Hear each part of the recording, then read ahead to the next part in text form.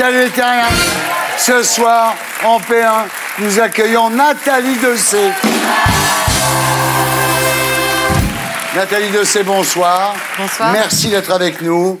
Vous êtes la cantatrice française mondialement connue. Je précise qu'une cantatrice, c'est une chanteuse d'opéra et pas une fan de Bertrand Cantat. En P2, nous accueillerons celui qui est tricard désormais à l'Élysée et que Valérie Trierweiler ne veut plus voir auprès de François Hollande. Non, ce n'est pas un pâtissier, c'est Julien Dray. Julien Dray, qui est obligé d'attendre les journées du patrimoine pour pouvoir voir son pote François Hollande. Toujours en P2, nous accueillerons Laurent Baffy.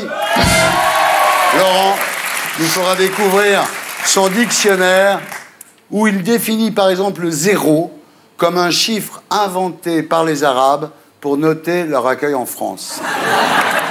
Enfin, en P3, après le zapping et Gaspard Proust, nous accueillerons notre invité du samedi 20h, ce soir Jean-Jacques Cavallon, dont le fils, accro au jeu d'argent et surendetté, s'est suicidé. Voilà, l'émission s'appelle Salut les terriens et le groupe Les Gréments de Fortune.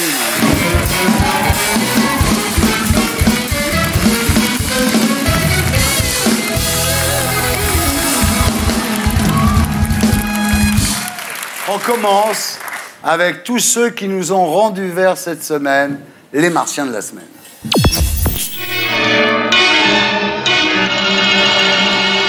Steve Jobs, le créateur d'Apple, s'était construire un yacht de 70 mètres de long. Le bateau vient d'être mis à l'eau cette semaine et il est vraiment magnifique. Pauvre Steve Jobs, il a le plus beau bateau du cimetière. Félix Baumgartner réclame le retour de la dictature. Après son exploit, le surhomme autrichien a en effet donné une interview pour expliquer que tout irait mieux si on supprimait les élections. Ben, sur ce coup-là, Baumgartner aurait sans doute mieux fait de s'écraser. Le patron des magasins Fly est dans l'embarras. En effet, on peut piétiner les juifs dans ses magasins. Cette marque propose en effet un tapis baptisé Jew, ce qui veut dire juif en anglais. Face au scandale, le tapis a donc été rebaptisé California. Bah oui, le patron Fly a dû se dire que les Californiens sont moins susceptibles que les juifs. Voilà, c'était les Martiens de la semaine de Blacko et Grappe. Nathalie Dessay, rebonsoir. Alors, on sait que les grandes chanteuses d'opéra comme vous ont un emploi du temps booké des années à l'avance. Et je crois qu'on peut le dire, vous aviez prévu de faire mon émission de ce soir avant même qu'elle soit à l'antenne de Canal+, il y a 7 ans. C'est ça. Alors, vous êtes une diva, Nathalie. Est-ce qu'on dit la Dessay comme on dit la Calas ou la Trierweiler? On dit Madame Dessay. Madame Dessay, ça c'est bien. On dit Madame à l'opéra. Alors, ça vous attriste pas que le public de l'opéra soit si élitaire, alors qu'une place d'opéra n'est pas plus chère qu'un concert de rock à Bercy ou qu'un match de foot au Stade de France? Oui, c'est vrai, mais c'est plus difficile de s'en procurer. Parce qu'il faut faire la queue pendant des heures, se lever très tôt, enfin bon. Voilà. Les places pas chères partent très vite, il n'y en a pas beaucoup. Ouais. Donc c'est ça qui est la principale difficulté pour aller à l'opéra. Pour les Rolling Stones aussi, hein. Oui, finalement. Alors, quand vous amenez des gens à l'opéra pour la première fois, ils vous disent « On n'aurait jamais pensé que c'était ça l'opéra. » Oui, c'est vrai. Et c'est pour ça que ça m'attriste et ça me chagrine que ça ne soit pas quelque chose que tout le monde ait envie de voir au moins une fois dans sa vie. Mais voilà, on n'est pas à la mode, on est un peu considérés comme des ringards. C'est quoi le principal préjugé que vous entendez tout le temps? Oh, bah c'est des gros qui hurlent. Oui, avec une barbe. Enfin, lui, il est mort, hein, mais... Oui. Alors, pour intéresser les Français à l'opéra, il faudrait leur expliquer que c'est une super musique, comme celle qu'on entend dans les pubs pour les voitures allemandes ou les serviettes hygiéniques. Par exemple, ou Taureau ailé. C'est vrai. Alors, on n'est pas un peuple de musiciens, en fait. On aime plus le théâtre et la danse. Ouais. La musique, ça passe après.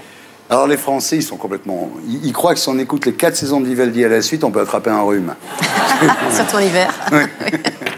Alors, Nathalie est sortie fin septembre en DVD Giulio Cesare de Handel, sous la direction d'Emmanuel Haïm, mise en scène de Laurent Pelli. Vous y jouez Cléopâtre, et on regarde à quoi ça ressemble.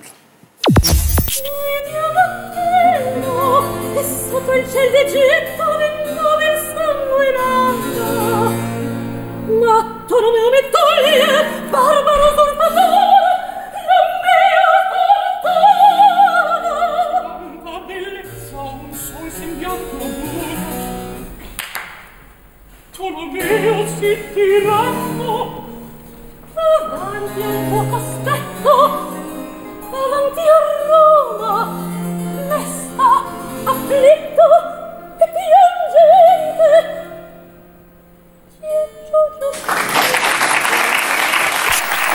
Voilà, Giulio Cesare de Handel, production de l'Opéra de Paris.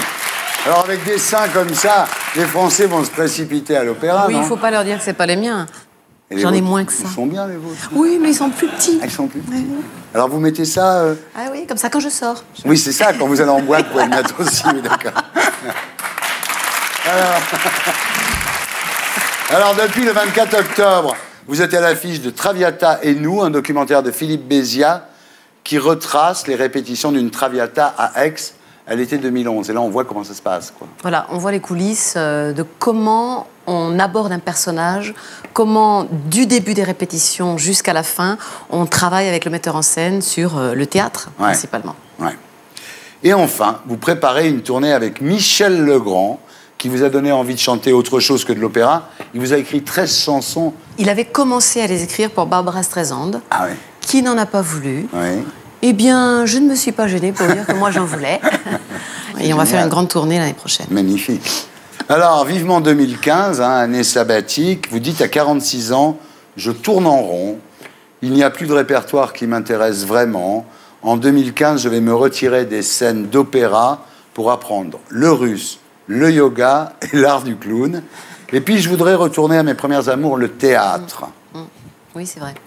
Bah, j'aurais mis à peu près 25 ans pour retourner là d'où je viens et pour faire ce que je voulais faire au début.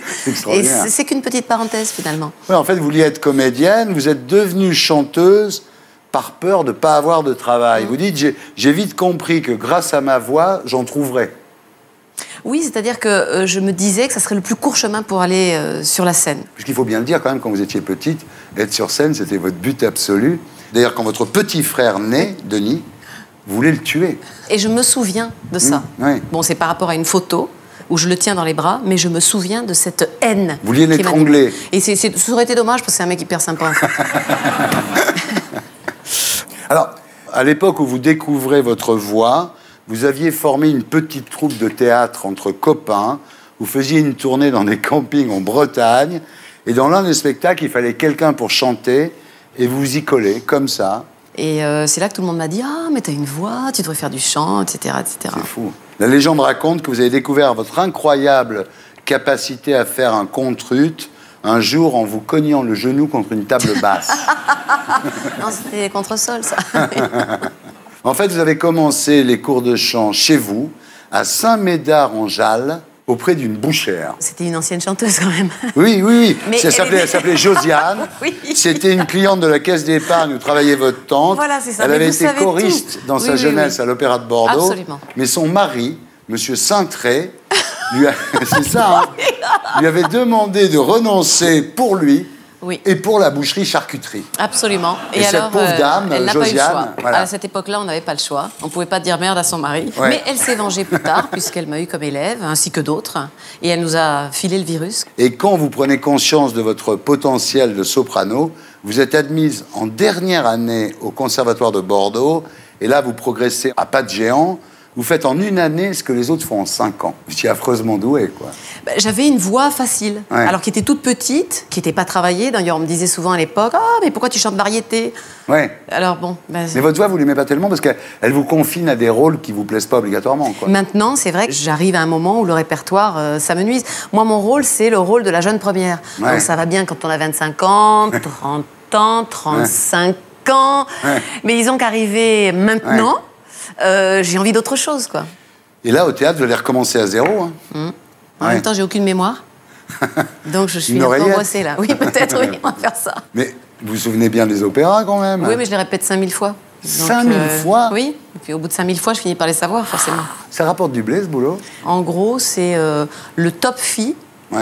C'est autour de 15 000 € la soirée. Pas mal. C'est pas énorme, hein. Pour faire quelque chose que personne, ou presque, ne sait faire. La santé, ça va, là? Là, ça va bien. Oui, vos ennuis sont derrière vous. J'espère. Alors, j'ai noté que vos chats s'appelaient, c'est très drôle, Nodule, Polype et Kyste. Oui. Alors oui, parce que j'explique que maintenant les chats sont à l'extérieur de moi. Ah oui, voilà, oui c'est ça. Ils sont plus dans la gorge. Voilà, c'est ça. Vous avez surmonté ça, quoi.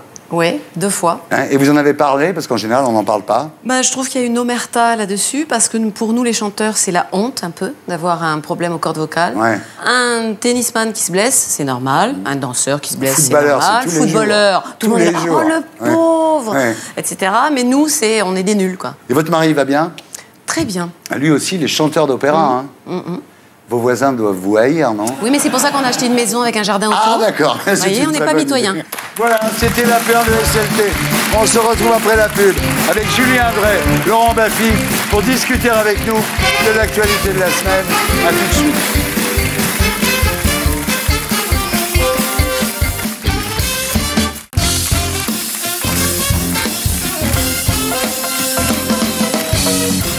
Rebonsoir les terriens.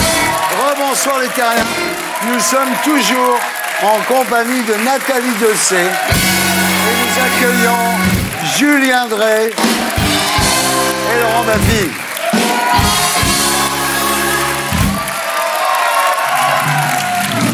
Julien Drey, bonsoir. Bonsoir. Ça fait plaisir de vous voir, vous avez l'air bien.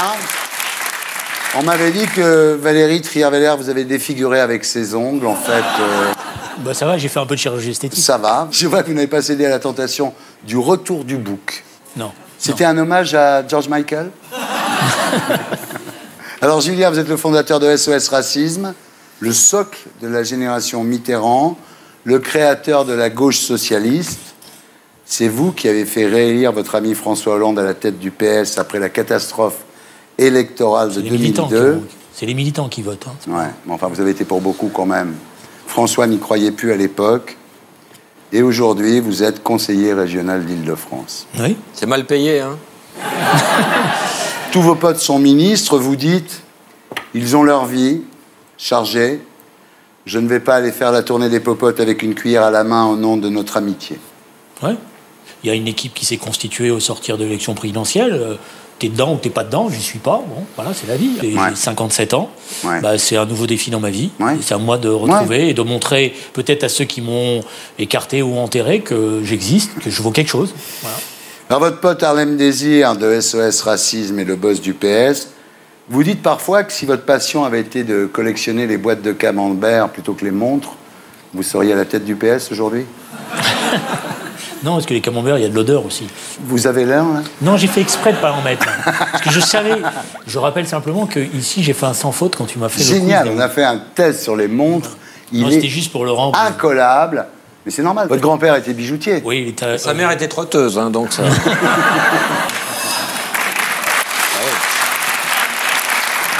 T'as de la chance qu'elle n'est plus là, parce que sinon elle t'aurait tiré les C'est oreilles. joli, trotteuse. Parce que c'était une bonne institutrice. Ouais. Voilà. Et en ce moment, vous n'avez même pas la montre Mickey de votre fils, quoi. Vous êtes...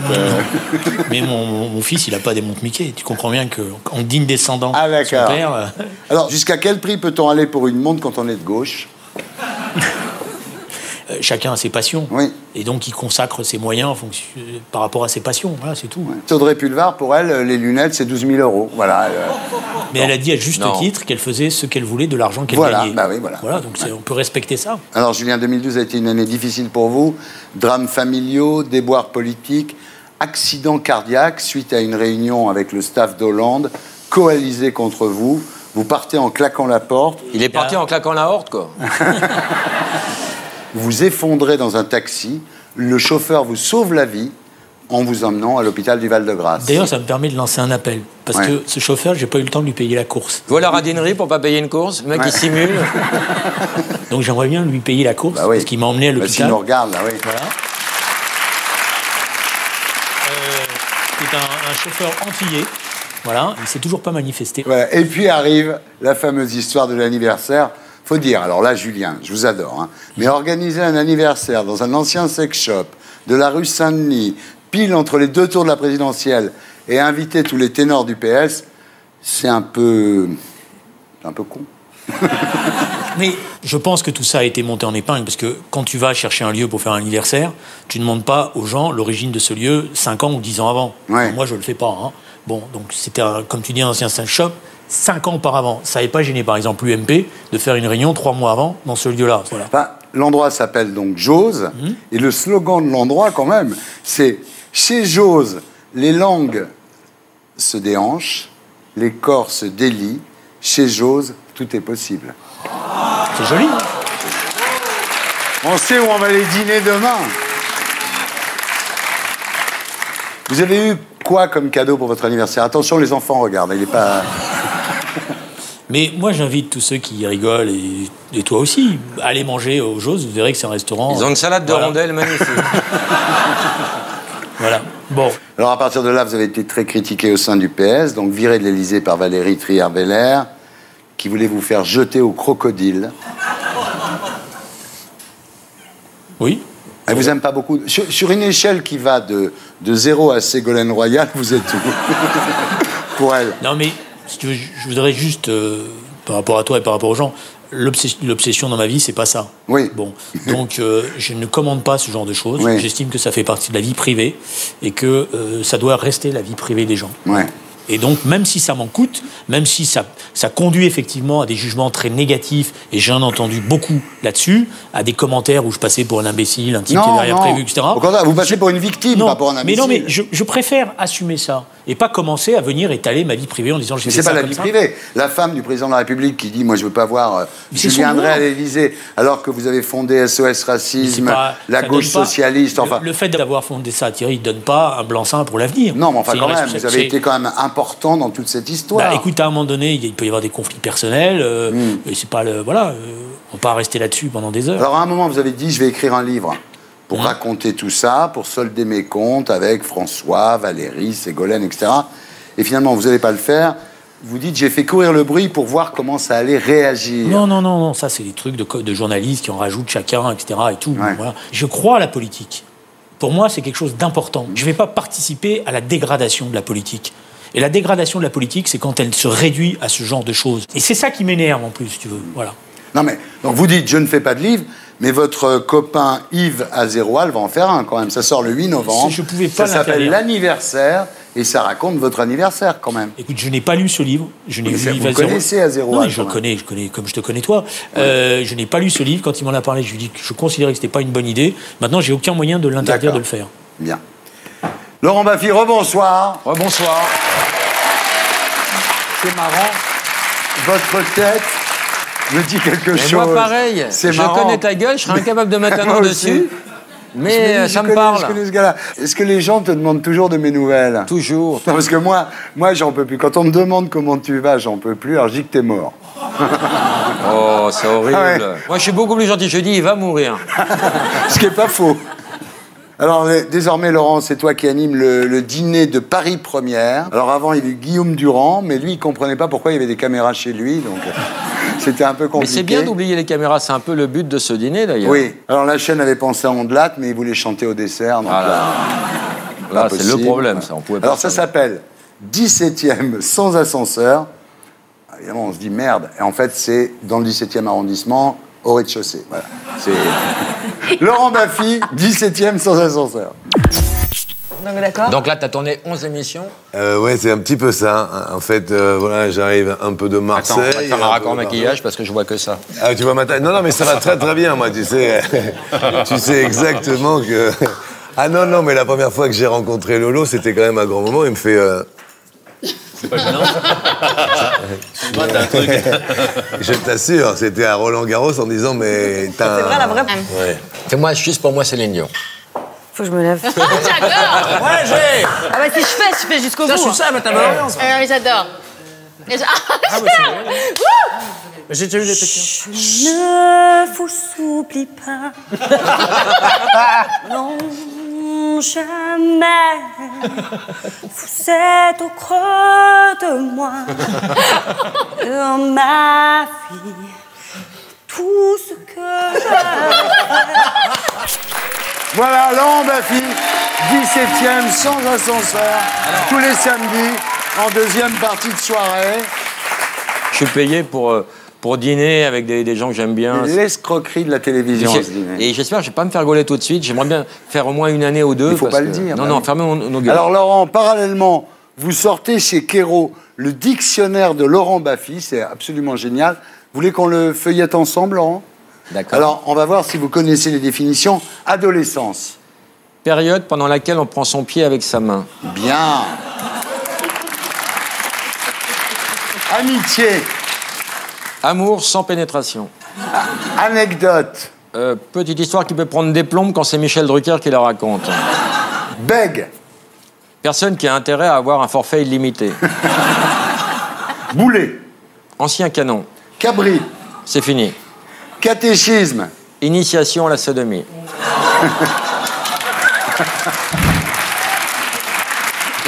Christianisme. Religion sur laquelle j'ai fait une croix. Cocaïne. Le type qui a inventé la cocaïne avait le nez creux et la gueule enfarinée. Conscience. Petit caillou dans la chaussure qui aide à marcher droit. Croissant. Viennoiserie musulmane. Dieu. Créateur de tout, responsable de rien. Enseignant. Professeur sous tranquillisant. Euro. Pièce dont on ne peut pas sortir. Homard. Crustacé, décapode accusé de meurtre par une illettrée. Husky. Chien de traîneau, contraire, Yorkshire, chien de traîneau. Ah, il est génial. Moi, c'est lui que j'aime bien, c'est d'être persona non grata. Ouais. Il y a aussi escargot. Limace qui a accédé à la propriété. Ouais, énorme. Et ce que j'aime bien, c'est trampoline, sport qui permet d'espionner son voisin par intermittence. C'est mignon. Zoo, seule prison au monde où les détenus se masturbent devant les enfants. C'est la seule, hein, on a vérifié, c'est la seule. Hein. Et puis pédophilie que j'aime beaucoup. Ouais. Action de mettre son majeur dans un mineur. C'est tellement ça. Bon, on peut en dire, il y en a 500. Il y en a plein. Il y en a 500, donc on peut laisser le bouquin sur la table. C'est le cadeau de Noël idéal. J'adore. J'ai tellement adoré ce livre, je pense que je vais me l'offrir pour Noël. Il est en rupture de stock, tu es au courant, hein? Oui, mais là, ils vont en remettre, parce qu'il faut en vendre, là. Ah ouais. C'est le cadeau pour les fêtes, à mon avis. Ça, oui, ça. ouais. Voilà, le dictionnaire de Laurent Baffy, c'est chez Kéro. Et je vous conseille de l'acheter. Et je dis pas ça parce que c'est mon pote. C'est vraiment drôle, vraiment. Merci Thierry. Voilà, on passe maintenant à l'actualité de la semaine avec l'édito de Blacko. Et c'est Sophie Péder, chef du bureau parisien de The Economist, que nous retrouverons sur ce plateau après le magnéto. Le coq a beau être notre emblème national, les Français donnent parfois l'impression d'être des autruches. Alors que tous les pays européens se serrent la ceinture pour rétablir l'équilibre de leurs comptes, en France, on n'en voit pas la nécessité. La durée légale du travail est de 35 heures et qu'elle ne changera jamais quand la gauche sera au pouvoir. Les Suédois ont dû faire de gros efforts pour préserver leur modèle social généreux. Dans les années 90, le gouvernement, qui d'ailleurs était de gauche, a licencié 10% des fonctionnaires pour équilibrer les comptes. Ce qui n'empêche pas qu'en Suède, les systèmes sociaux sont toujours très performants. En France, on a développé depuis 40 ans un système de protection sociale très confortable, sans avoir les moyens de le financer. La sécu, c'est bien. En abuser, ça craint. Pendant ce temps-là, d'autres pays faisaient des efforts. En Allemagne, le chancelier Schröder a facilité le licenciement, il a développé le travail temporaire, tout en réduisant la durée d'indemnisation du chômage. Résultat, les salariés allemands sont moins bien protégés, mais ils trouvent plus facilement du travail, puisqu'il y a 2 fois moins de chômage en Allemagne. Mais est-ce que les Français sont prêts à accepter de tels sacrifices ? En Grande-Bretagne, David Cameron a été élu Premier ministre en promettant de la sueur et des larmes. This government is undertaking a program of spending cuts. Chez nous, le seul qui proposait de se serrer un peu la ceinture, c'était Bayrou. Oui, il va falloir faire des efforts. Résultat, il a fait 3 points de moins que Mélenchon, qui affirmait, lui, que la question de la dette n'existe pas. En même temps, les choses peuvent encore changer. En 2011, Manuel Valls se présentait aux primaires du PS en proposant de supprimer les 35 heures et d'instaurer la TVA sociale. Et il a fait 5% des voix. Or, aujourd'hui, il est à 75% d'opinion favorable. Alors qui sait, si on le nommait à Matignon, un vrai Premier ministre. Peut-être qu'il ferait accepter quelques sacrifices aux Français. Voilà, c'était l'édito de Blacko, mise en image de Julien Grave. Voilà. Sophie Péder, bonsoir. Bonsoir. Vous êtes chef du bureau parisien de The Economist et vous avez publié chez Jean-Claude Lattès Le déni français, excellent livre. Bienvenue parmi nous, Sophie. Merci, bonsoir à vous. Alors, Sophie, votre livre est titré Le déni français, et sous-titré « Les derniers enfants gâtés de l'Europe ». Aujourd'hui, pour vous, le déni ne s'applique pas vraiment à la nécessité du redressement, mais à l'idée que ce redressement pourrait se faire sans austérité, sans coupe sauvage et sans sacrifice. D'après vous, les Français n'ont encore rien vu de ce qui se prépare. Je pense que les choses ont évolué à la rentrée. J'ai l'impression que le gouvernement, en ce moment-là, a découvert la gravité de la crise et a commencé à préparer les choses de façon sérieuse. Mais le problème commençait lors de la campagne, parce que quand on regarde le discours de Bourget, par exemple, de François Hollande, c'était pas un discours qui touchait ni la compétitivité, ni les problèmes de l'économie, vraiment pour préparer les Français à un effort pour tout le monde. Donc on découvre ça à la rentrée. Je pense qu'on assiste là à un retour un peu sur terre, parce que les choses sont graves, sérieuses, la croissance n'est pas là, les usines commencent à fermer, tout ça a été prévisible malheureusement. Vous dites en gros que pour se faire élire, Hollande a passé sous silence un certain nombre de vérités. Effectivement, le seul qui a évoqué ce sujet, c'est François Bayrou, et il n'a pas fait un bon score. Est-ce que les Français ont compris l'ampleur de l'effort qui sera demandé à tout le monde? C'est pas suffisant, malheureusement, ça ne sera pas suffisant. Pour vous, les 30 milliards d'économies, c'est-à-dire 10 sur les dépenses de l'État et 20 sur les ménages, ce qu'on appelle en France un effort sans précédent, pour vous, c'est peanut, quoi. L'idée que seulement 10% de la population sera mise à l'effort, les Français sont lucides, je pense qu'ils comprennent très bien que c'est pas vrai. C'est pas honnête de dire que ça touche que les 10% les plus riches. Tout le monde sera mis à contribution. Et ça va continuer, c'est ça qui est difficile. Mais les Français ne le savent pas encore. Ils ne savent pas encore, et je pense que pour la classe politique, ça les arrange de ne pas trop insister, parce que c'est vrai que c'est pas agréable. Tu dis non, non, non, non, non. Je suis en total désaccord. J'ai vu l'éditorial. Je pense que c'est le degré zéro de la pensée politique. Je le dis comme je le pense. Ça fera plaisir à Blacko. Non, mais c'est toujours la même chose. Les 35 heures, pendant 10 ans, la droite a été au pouvoir. Si les 35 heures étaient le problème, elle aurait pu les abroger. C'est vrai. Elle ne l'a pas fait. Deuxièmement, quand elle a donné la possibilité aux entreprises de remettre en cause les accords sur les 35 heures, combien d'entreprises ont remis en cause les accords qu'elles avaient signés? Pas beaucoup. Zéro.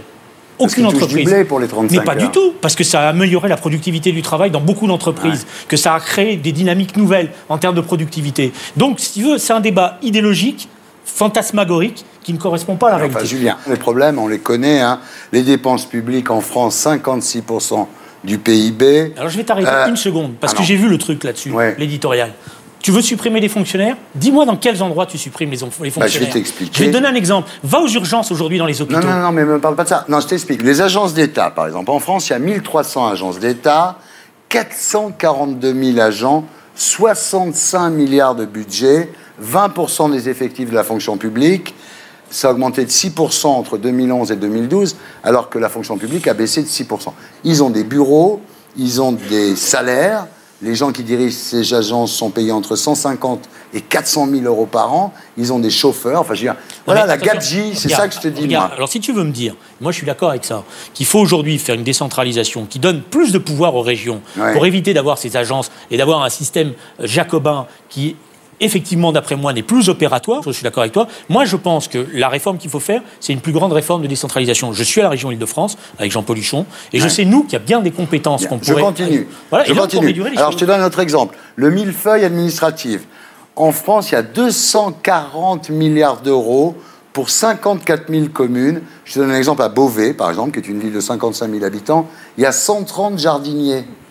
Donc, avant de matraquer les Français à coups d'impôts, on pourrait juste supprimer le gaspillage. Ça ne serait pas une bonne idée? Est-ce que ce n'est pas une idée socialiste de supprimer le gaspillage? Mais évidemment que ce n'est pas qu'une idée socialiste, c'est une idée saine. C'est une idée de n'importe quel gestionnaire. Le gaspillage n'est pas utile. Mais attention, encore une fois, je te le dis vraiment en toute connaissance de cause, qu'il faille faire des économies, oui.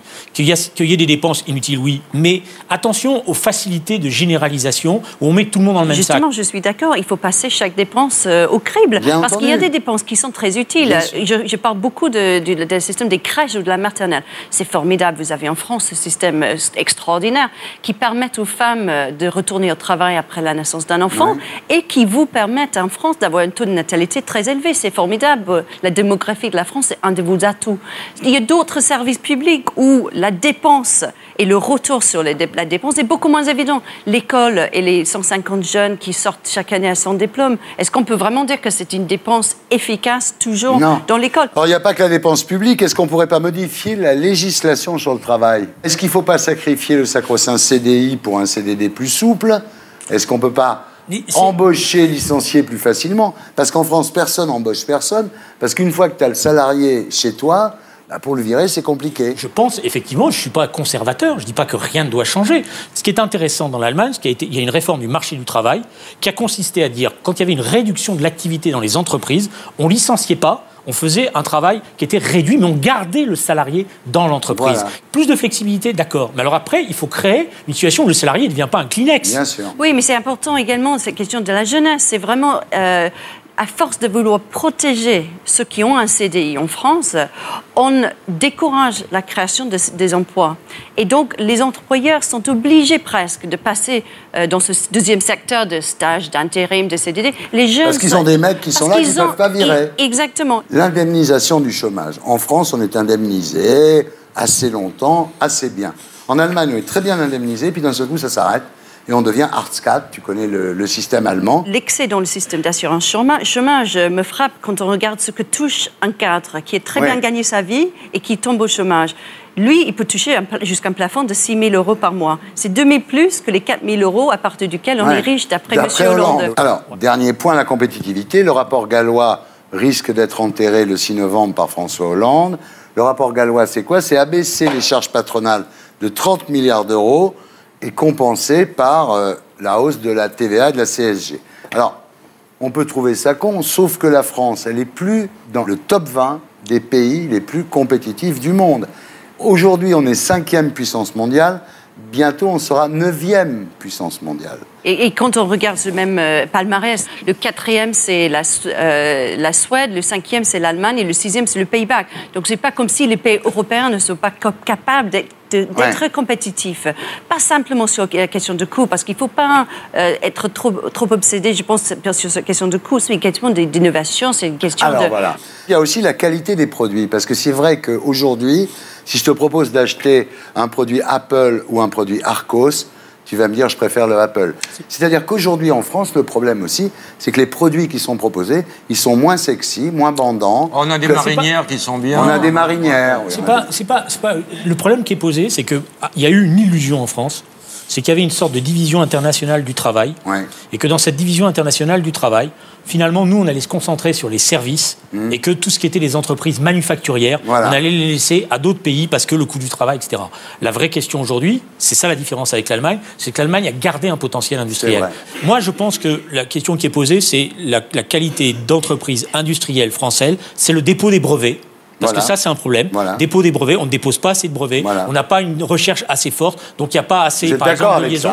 Oui, je pense qu'il ne faut pas juste regarder les marques. C'est le tissu industriel qui est derrière. C'est toutes les petites entreprises qui existent en Allemagne, d'une taille intermédiaire, qui n'existent plus en France. Il n'y a pas de croissance de ces petites entreprises. Ils restent petites en France, alors qu'en Allemagne, ils grandissent, ils deviennent les grands groupes de demain. Question, mon cher Julien, impopulaire pour impopulaire, est-ce que Hollande ne devrait pas trahir sa campagne et appliquer une vraie rigueur? Mais... Les gens le rejettent à 65%. C'est un débat incroyable. Donc, tant qu'à être impopulaire, autant faire des choses utiles pour le pays. Tu es d'accord avec moi? Mais on ne fait pas la rigueur pour la rigueur. Non, la rigueur pour sauver la France, monsieur. Voilà, donc d'accord, ok, merci, bravo. On fait la rigueur pour pouvoir utiliser l'argent public efficacement. Voilà. La question qui est posée, c'est quelles sont les cibles qu'on se donne. Et il y a un problème sur l'esprit d'entreprise. Et là, il y a effectivement un effort. Je pense qu'il faut pousser encore plus les jeunes à créer les entreprises. Je pense par exemple que l'administration fiscale en France, elle est inquisitoriale. C'est-à-dire, tu crées ton entreprise, l'administration fiscale, elle pense que tu es déjà en train de tricher. Voilà. Donc ça ne va pas. Moi, je suis pour des sanctions a posteriori, pas a priori. Je ne suis pas pour une suspicion à l'égard de celui qui crée son entreprise. Je respecte ça. Maintenant, il y a un autre débat qu'on doit avoir et qui est important. Et dans le discours du Bourget, c'était ça qui était important. C'est que dans le développement actuel de notre économie, qui c'est qui gagne de l'argent? C'est pas l'entreprise, c'est pas les entrepreneurs. C'est les actionnaires. C'est la rente. Et donc, est-ce qu'on peut accepter ce poids de la rente sur notre économie? C'est ça le débat qui est posé. Et là, il y a un débat entre la droite et la gauche. Alors, que font les autres pays d'Europe? Alors, d'après le FMI, entre 2011 et 2012, l'Italie aura réduit son déficit de 40%, l'Espagne de 30%, l'Allemagne de 23% et la France de 15%. Voilà. Moi, je veux bien que l'Union va faire la rigueur. Mais regarde, quand les gens ils gagnent le SMIC, moins que le SMIC, tu vas leur demander quel effort supplémentaire. Comment ils vont faire? Et quand tu vas à l'hôpital aujourd'hui, tu vois qu'est-ce qui se passe. Quand tu vas dans un certain nombre de classes de nos quartiers, quand tu vas, y compris dans un certain nombre de commissariats, où on demande plus de sécurité. Donc, attention, on a besoin de tout cela. Parce que sinon, après, eh ben, tu auras la situation qui est en train d'arriver dans un certain nombre de pays. On a besoin des fonctionnaires utiles. Donc, ça veut dire qu'il faut faire des états généraux de la fonction publique ou des services publics pour clarifier les choses. Un mot, Sophie. L'idée, c'est pas de faire de la rigueur pour le plaisir, parce que c'est pas agréable. C'est pour sauver le pays. C'est exactement pour sauver le pays. Et si l'Allemagne peut créer un avenir vraiment prospère, la France peut le faire aussi. Mais il faut regarder les choses en face, il faut regarder l'effort qu'il faut. Refuser ce que vous appelez le déni français dans votre fameux article des The Economist avec le tableau de Manet qui a fait du bruit. Sophie, merci d'avoir été avec nous. Merci beaucoup. Voilà, c'était la P2 de SLT. On se retrouve après la pub avec le zapping, Gaspard Proust et notre invité du samedi 20h, ce soir Jean-Jacques Cavallon, père de Benjamin, accro au jeu d'argent. À tout de suite.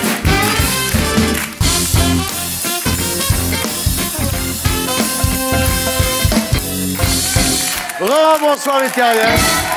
Bonsoir les terriens. Nous sommes toujours en compagnie de Nathalie Dessay, de Julien Drey et de Laurent Baffy. Et nous accueillons notre invité du samedi 20h ce soir, Jean-Jacques Cavallon. Bonsoir. Bonsoir Thierry. Et maintenant, j'accueille Gaspard Proust pour... Elle est pas belle la vie.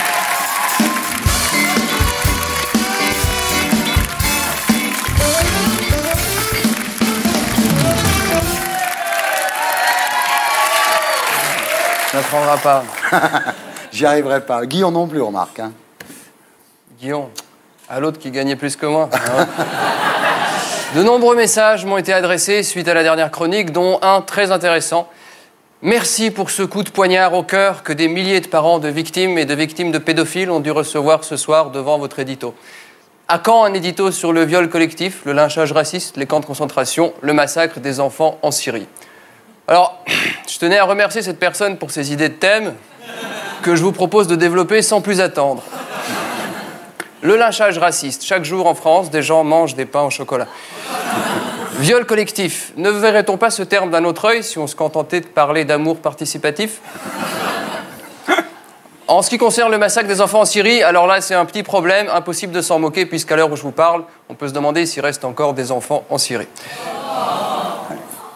Merci en tout cas pour ces idées. En ce qui concerne les camps de concentration, c'est un sujet un peu plus délicat, mais on a trouvé une transition, puisque politiquement, cette semaine, au congrès de Toulouse, Nisrine Zaibi, militante du PS, a déclaré à la tribune du congrès qu'elle avait la chance de pouvoir s'exprimer au congrès du Parti national socialiste. Merci. Merci. J'espère que désormais, on commencera enfin à m'aborder dans la rue en me traitant d'humoriste de gauche. Alors évidemment, moi, je ne voulais pas parler du PS cette semaine, parce que j'aime pas trop parler des gens qui essayent de faire le même métier que moi et qui arrivent mieux.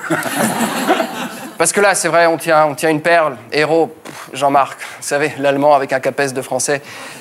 Ce type, il est en train d'exploser, quoi, exceptionnel. Vous connaissez beaucoup de mecs qui balancent une info le matin, qui se font recadrer par un ministre dans les 5 minutes, et puis ce qui se recadre lui-même 4 fois dans la journée, c'est pas un amateur, c'est un génie, quoi, ce mec. C'est un...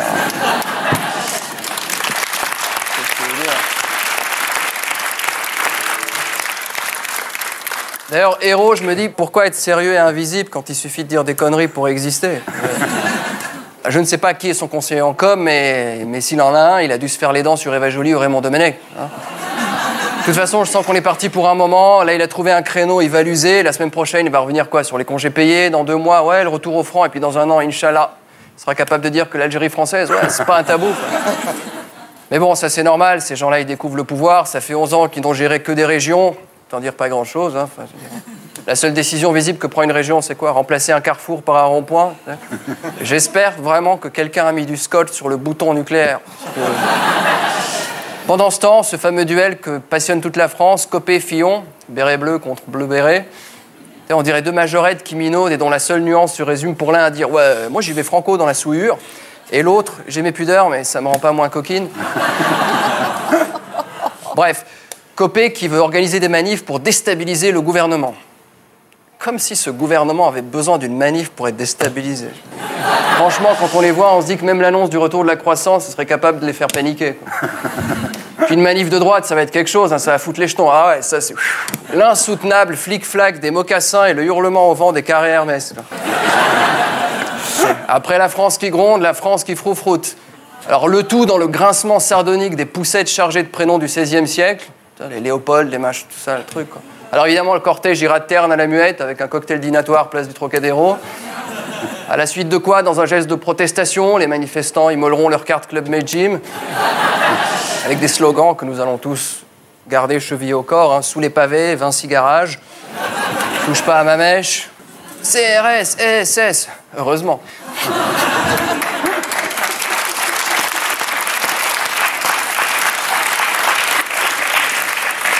Non mais, il ne faut pas se désespérer, hein. Si on considère que beaucoup de 68ards ont fini dans la pub et la finance, qu'est-ce qui nous dit que les chalalas ne vont pas finir dans l'éducation nationale et la fonction publique? Avec ces fameux heurts en fin de cortège, pour disperser les manifestants, les CRS les ont aspergés d'une autre colonne premier prix. De toute façon, une manif de droite, ça va pas être bien méchant. Je veux dire, à la fin, ils font faire quoi? Les racailles de nid, dévaliser des magasins de cachemire, voler des chouquettes. Hein? Économie, le choc de la compétitivité. Alors, c'est les patrons qui couinent. Ah non, le choc de la compétitivité. Et alors, Hérault qui a eu cette jolie phrase: arrêtons de dénigrer les chefs d'entreprise, car le mot entreprendre, c'est un joli mot. Phonétiquement, chômage, c'est pas dégueu non plus, hein. On dirait un voyage sans le souci de la valise perdue ou des contraintes horaires, quoi. C'est pas... C'est mon avis, quoi. Amour, parce qu'il faut bien parler de ça. Misère sexuelle progresse en France, et oui, en effet. Selon une étude du Parisien, 1 Français sur 2 n'arrive pas à se chauffer correctement. Amour toujours, Zaya prétend que Ribéry n'est ni galant, ni aimable, ni gentil. Quelqu'un lui a envoyé une fiche du client avant d'y aller, hein. Il s'attendait à quoi? Qu'il lui récite un poème de Rimbaud en 2 changements de position? Qu'il lui mime une IVG sous péridurale pour la faire marrer? Arrête! Qu'il fasse du jonglage au ballon comme une otarie à Marinelland, je sais pas. De toute façon, choisir Ribéry pour sa finesse, c'est à peu près aussi intelligent que d'accrocher une caravane de camping à une Bentley pour faire les 24 heures du Mans. Ah. International, Canal+, c'est la semaine USA. Ils me disent, faut faire un clin d'œil. Ok. C'est bon? On a ce qu'il faut? Parfait. Super. À Toulon, il y a eu des inondations et un pauvre gars s'est noyé, c'est malheureux, quoi. On lui a remis une médaille posthume du courage. Alors on cherche encore le type qui n'a pas sauté pour lui remettre la médaille vitale du pragmatisme. Société, une fille qui vend pour 600 000 € sa virginité pour faire des études de médecine. Alors, ce n'est qu'une pénétration vaginale. Elle est prévoyante, hein. Elle se garde l'anal en cas de repêchage.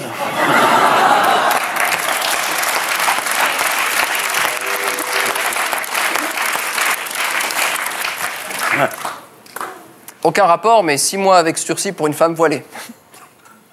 Se pose alors cette question très pratique. Si elle a un comportement dangereux en prison, comment faire pour la mettre en cellule d'isolement? Alors la vraie punition serait quoi? Ça serait de l'obliger à faire un mois de naturisme au Cap d'Agde. Là, tu...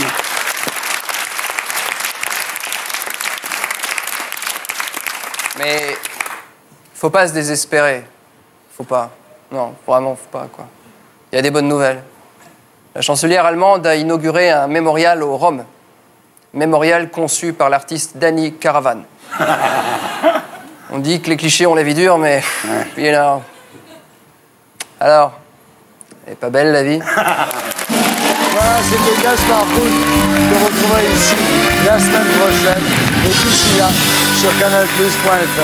Vous pouvez suivre l'actu de l'émission et réagir sur Twitter via le compte Les Terriens et le hashtag SLT. On passe maintenant à notre invité du samedi 27.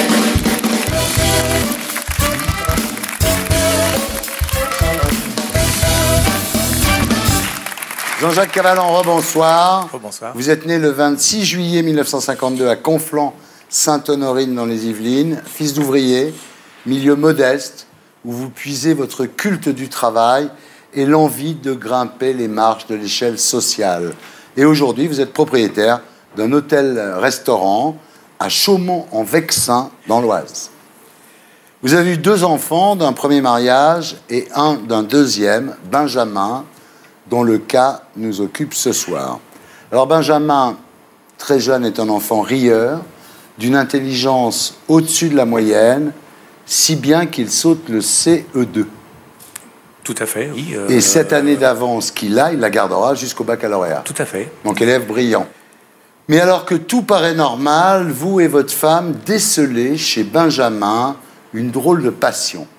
Dès l'âge de 7 ans, il passe des heures au téléphone pour participer à des jeux radiophoniques et il gagne. Bon, il a quand même gagné téléviseur, des consoles. Des consoles, oui. Et on s'en a rendu compte uniquement par les factures de téléphone. Ah oui. Mais bon, à l'époque, on ne s'imaginait pas que c'était de l'addiction, si vous voulez. Ouais. On l'a sermonné, on s'est dit, bon, bah, c'est un gamin, il joue. Alors son domaine de prédilection, c'est le foot. Il connaît tous les joueurs, leur parcours, les remplaçants. Surtout l'équipe de Marseille. Voilà. Alors ce que vous ne soupçonnez pas à l'époque, en fait, c'est que cette passion est en train de devenir une véritable obsession. Oui.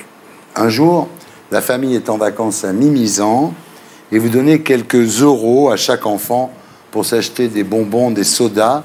Et quand Benjamin revient, il a gagné 30 euros, l'équivalent de 200 francs, avec un jeu à gratter. Oui, on était presque contents de le voir. Il dit, tiens, il a gagné, quoi. Donc ses frères et sœurs, ah bah t'as de la chance, Benjamin, t'as gagné, etc. Quoi. Il n'a pas encore 10 ans à l'époque. Hein. Oui, il était jeune, quoi. Il était très, très jeune. Alors là, c'est le début de l'escalade vers l'addiction. La plus grande partie de son argent de poche passe dans des jeux à gratter. On s'imaginait pas mettre des barrières et que c'était une maladie, que c'était de l'addiction, si vous voulez. Alors Benjamin a 15 ans, quand vous êtes en Bretagne, il fait un tour au bureau de tabac, il gagne 500 euros. Oui. Resto pour toute la famille, voilà. évidemment, tout le monde est content. Bah, bien sûr. Énorme. Et à 17 ans, Benjamin décroche son bac S, donc avec un an d'avance. Il part dans une école de commerce à La Rochelle. Voilà. Et là, vous lui demandez de vous écrire toutes les semaines ses dépenses, quand même. Je lui demandais, vous méfiez un peu, quand même. Oui, puis même pour l'habituer, si vous voulez, lorsque vous laissez dans la nature un gamin, parce que c'est un gamin à 17 ans, vous savez, bon, il est quand même à 500 ou 600 km du domicile, donc on se dit, bon, il faut quand même surveiller les dépenses. Hein. Bon, bah, il le faisait pas trop, en fait, et puis je reconnais, un petit peu laxiste à ce niveau-là, quoi. Un jour, vous tombez tous les deux sur un tournoi de poker télévisé, et là, il commente la partie. Vous dites, je me suis rendu compte qu'il était devenu très pointu dans les combinaisons de poker. Bon, c'est vrai que ça attire l'attention, quoi. Ça... Et puis, un jour, le 3 mars 2010, le jour de ses 18 ans, Benjamin se rend pour la première fois de sa vie dans un casino. En quelques semaines, il devient accro vraiment au jeu. Oui. Et il a honte quand vous découvrez qu'il n'a pas de quoi manger correctement et que vous lui dites « t'as été au casino », il baisse les yeux, il est comme tous les addicts au jeu. Il a honte de lui, en fait. C'est la honte, oui. Et quand vous ouvrez le frigo, qu'il n'y a rien dedans, enfin, je veux dire, on ressent qu'il y a quelque chose quelque part, et puis qu'il n'a pas de sous pratiquement pour terminer le mois. Vous doutez bien que vous vous demandez où c'est passé, quoi. Je veux dire...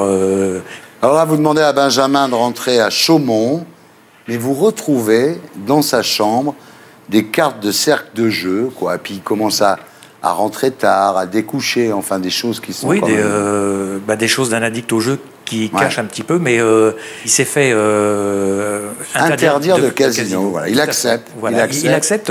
C'est de son plein gré, si vous voulez. Oui, il est conscient. Il est conscient. Il est conscient. Et on en parle après, si vous voulez. Une fois que ça a été découvert, on en parle. Là, vous prenez une psychologue pour l'aider à se soigner. Et il vous dit, papa, je comprends pas, j'ai des pulsions, je n'arrive pas à me contrôler. C'est touchant, en même temps. Oui, c'est touchant. Parce qu'il arrivait à parler. De lui-même, il avait décidé d'aller voir la psy, précédemment de se faire interdire de casino. On a fait venir une personne d'Amiens qui était venue à la police de Beauvais pour nous faire remplir les papiers. Il était tout à fait d'accord. Il s'en rendait compte et même il était gêné, il était même honteux, si vous voulez, de son addiction. Oui, parce qu'à part ça, tout va bien. Il fume pas. Non, il fume pas. Il boit le samedi soir avec ses copains, mais pas plus que ça. Et il bosse. Il bosse. Il est réceptionniste dans un hôtel 4 étoiles à côté de chez vous. Il vit avec sa paye normalement, en fait, mais ça ne transpire pas sur la partie addiction et sur la partie jeu. Et voilà. Et malgré l'interdiction de casino et la psy, Benjamin continue à jouer sur Internet. Parce qu'on peut se faire interdire de casino, on ne peut pas se faire interdire d'Internet. Vous dites en fait, il avait 2 vies. Et comment je m'en suis aperçu? Parce qu'en fait, il effaçait l'historique, mais de temps en temps, il oubliait. Et puis après, vous avez des bannières. Si vous allez sur la Redoute, etc., au bout de 15 jours, vous avez 50 bannières à chaque fois que vous cliquez, quoi. Donc là, c'est pareil. Je voyais des bannières apparaître, poker ceci, poker cela. Je dis, tiens, c'est bizarre. Moi, je joue pas, je vais pas sur ces sites-là. Il y a quand même quelque chose. Je dis, tiens, il continue, quoi. Il continue. Oui. Et en avril 2012, Benjamin découvre les jeux sur les paris sportifs américains, le basket. Mais il est très fort, hein. Il gagne entre 10 et 20 000 euros à chaque fois, quoi. Oui, tout à fait, oui. Parce que en fait, comme il jouait 50 ou 100 fois le même pari, lorsqu'il gagnait, il va gagner, par exemple, 40 fois 2047 euros. Et ça, tous les 2 ou 3 jours. Je ne m'imaginais pas qu'il gagnait autant d'argent, mais il le redépensait. C'était pas pour l'argent de lui-même, c'était pour l'adrénaline, pour le jeu. Et fin mai 2012, il commence à perdre, il continue à jouer jusqu'au jour, enfin vous le saurez après sa mort, il vous vole un chèque de 16 000 euros. Il m'a pris un chèque sur mon chéquier. Il l'a laissé en dépôt, si vous voulez, chez un buraliste. Ça lui servait un petit peu de caution. C'est-à-dire que même s'il perdait, il savait qu'il avait un potentiel à jouer de 16 000 euros dans la journée ou tous les 2 jours. Et comme au bout de 2-3 fois, il regagnait, il payait, donc ce chèque restait en caution en permanence. Alors il emprunte aussi de l'argent à un collègue de travail. Il lui a demandé de lui laisser un chèque en caution, tout simplement. Donc le copain lui a laissé un chèque qui ne devait pas être encaissé, c'était un chèque de caution, pour lui permettre de rejouer une somme qui était extraordinaire, une somme de 53 000 euros. Et ce qui s'est passé, le jour où il a tout perdu, qu'il n'a pas gagné, il s'est dit, oh là là, j'ai le chèque de caution de mon père qui date du 2 avril, c'est 16 000 euros. J'ai le chèque du copain que j'ai fait de 53 000 euros qui m'a prêté, qui est un chèque de caution qui ne doit pas être encaissé, mais il va falloir que je le rembourse aussi. Il a dû additionner tout ça, il n'a pas osé m'affronter. Il était perdu. Il était perdu. Le 24 mai dernier, vers 10h30, vous recevez un appel d'un ami de votre fils qui n'arrive pas à le joindre. Quand vous appelez, vous tombez sur le répondeur. Vous appelez votre compagne, vous lui demandez de le réveiller. Ce qu'elle fait, il se lève. Il quitte la maison vers 11h30. À 14h20, vous recevez un coup de fil d'un collègue à lui qui vous dit qu'il n'est pas au travail et qui ne répond pas au téléphone. Vous foncez chez vous. Vous découvrez que son portable est sur vibreur. Tout à fait, oui. Vous appelez la police, les pompiers, les hôpitaux, et à 20h30, vous apprenez qu'une femme gendarme veut vous voir. On a retrouvé la voiture de Benjamin sur le pont de Gennevilliers. Une demi-heure après, elle s'approche de vous pour vous parler. Vous lui dites, ça va, j'ai compris. Oui, elle me dit, venez, on va s'asseoir. Je dis, c'est pas la peine, madame, c'est pas la peine. Alors dans la voiture, les gendarmes retrouvent pour 17 000 euros de tickets de jeu perdants et une lettre. Oui. Papa, désolé, mais j'en avais besoin. Ça va te coûter un peu cher, mais après, il n'y aura plus de dépenses. Bisous à toute la famille. En fait, à la première lecture, vous pensez qu'il parle du prix des obsèques. Et exactement, parce que je ne m'imaginais pas qu'il pouvait avoir fait en une journée un tel trou, si vous voulez, et avoir joué une telle somme d'argent. Je ne pensais pas au jeu ni à l'addiction. Mettez-vous à la place d'un père qui découvre un relevé de compte, qui découvre... et donc, je l'ai appris après. Parce qu'à la première lecture de la lettre, effectivement, je me dis, tiens... ça va te coûter un peu cher. Ça va coûter un peu cher, parce que moi, je pensais... je suis désolé, mais je ne pouvais pas penser à autre chose, quoi. Je veux dire... Et en fait, vous découvrez les sommes astronomiques dépensées le mois précédent. Vous comprenez les raisons du suicide de votre fils. Oui. Vous culpabilisez aujourd'hui. Alors, c'est ambigu. Je dis à tout le monde, non, je culpabilise pas, parce que tout le monde me dit, il faut pas te culpabiliser. Mais vous vous rendez bien compte que je peux pas faire autrement. Vous pouvez pas faire autrement que vous culpabiliser. C'est votre enfant, il vit avec vous tous les jours. Vous ne voyez pas passer ça. Comment vous voulez faire? Vous vous dites, mais c'est pas possible. Là, vous saviez je savais qu'il jouait. Il était suivi, mais pas des sommes pareilles. Pas des sommes pareilles. Mais on est tombé de haut, je veux dire, on s'imagine pas. Et même maintenant, on me demande, est-ce que tu en veux, par exemple, à la Française des Jeux? Mais c'est une institution qui existe. Tout ce qui est légal, on a la possibilité de le faire. Et puis, c'est vrai qu'on en veut un petit peu à tout le monde au départ. Mais en fait, c'est tout à fait légal de jouer. Oui, enfin, la Française des Jeux a retiré son agrément au buraliste parce qu'il l'aurait. Je dis il l'aurait parce que l'affaire n'est pas jugée. Il aurait transgressé 2 interdits, le jeu à crédit et l'encaissement de chèques appartenant pas aux joueurs, quand même. Hein. Julien? Je ferai une remarque sur les jeux. Je pense qu'il y a quand même des choses à faire. Parce que c'est vrai qu'on a laissé s'installer dans la société ces jeux. Est-ce que c'est le rôle d'une chaîne de télé de promouvoir ces jeux? Parce que quand on fabrique des héros qui deviennent des héros positifs, puisqu'ils gagnent avec des lunettes noires, des machins, etc., quand ça devient des grosses affluences télévisées, est-ce qu'on ne pousse pas aussi les choses? Est-ce qu'on a besoin de faire ces paris sportifs comme on les a fait? Moi, je ne crois pas. Voilà. Je pense que aussi la société a sa part de responsabilité. L'État, voilà, l'État, évidemment, parce qu'il gagne de l'argent, hein, évidemment. Mais est-ce qu'il y a une responsabilité collective, là, qui n'est pas une responsabilité simplement des parents? Parce que c'est difficile pour les parents de lutter contre l'écran de télé et contre ces héros qui sont fabriqués par les écrans de télé. Non, mais tu as raison, il n'y a pas de loi E20 pour les jeux, alors qu'il y en a pour l'alcool. Surtout pour les enfants majeurs. Le tabac. Parce qu'en fait, ce sont quand même aussi des enfants majeurs. Vous ne pouvez pas non plus tout interdire. Voilà, merci de votre témoignage. C'était Salut les Terriens, votre talk du samedi, avec Nathalie Dessay, le DBD, Giulio Cesare, toujours dans les bacs, et en tournée en décembre prochain, avec musique de film, en compagnie de Michel Legrand. Merci d'avoir été avec nous. Julien Drey, conseiller régional d'Île-de-France, merci. Laurent Baffie, le dictionnaire de Laurent Baffie chez Kero, et puis 17e sans assesseur, ce soir, sur Paris Première. Sophie Pédère, pour le déni français, chez Jean-Claude Lattès et Jean-Jacques Cavallon. Merci de votre témoignage, monsieur.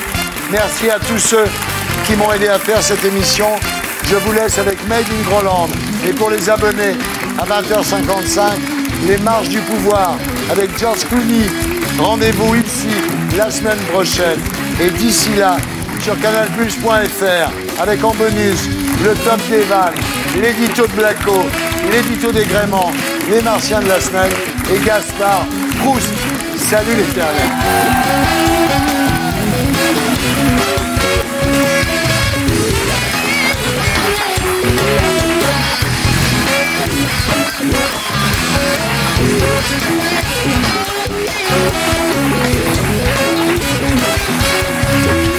Et pour être sûr de ne rien rater de Inarditube, abonnez-vous et mettez un pouce bleu.